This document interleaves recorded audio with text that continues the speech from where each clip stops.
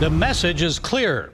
Anyone who speaks out against the Sandinista regime in Nicaragua and those perceived as a threat to its leadership will die, be imprisoned, or banished from the country. The latest victim, Mauricio Alonso Prieto, a political activist and the father of the worship leader at La Roca de Nicaragua Church in Jinotepe.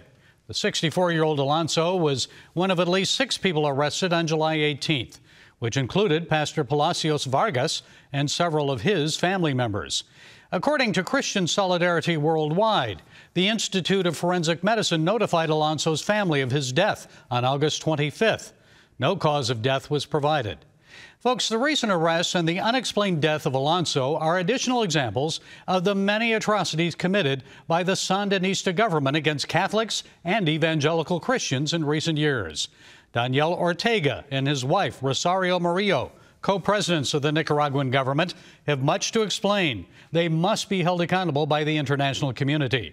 A detailed explanation for the cause of Alonso's passing, given that he was an outspoken critic of the government, must be provided.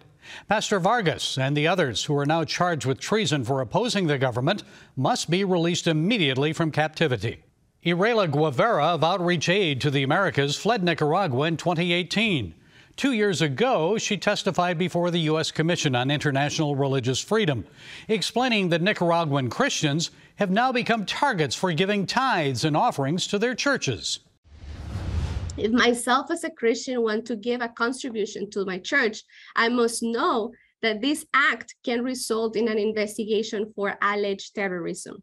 Evangelical churches operate in the country as NGOs. The moment a pastor or an evangelical leader expresses themselves in public outside of religious matters, these churches are canceled. The fear of losing their legal status has kept evangelicals in silence in the face of the crisis.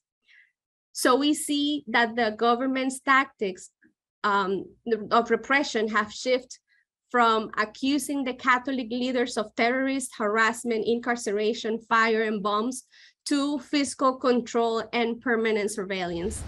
The Ortegas are increasingly resembling historical figures like Stalin and Mao.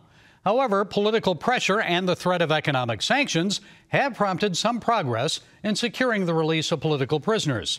About 1 year ago, the U.S. government successfully negotiated the release of 135 prisoners, including 13 evangelical Christians who were arrested after hosting several government-approved festival events attended by tens of thousands.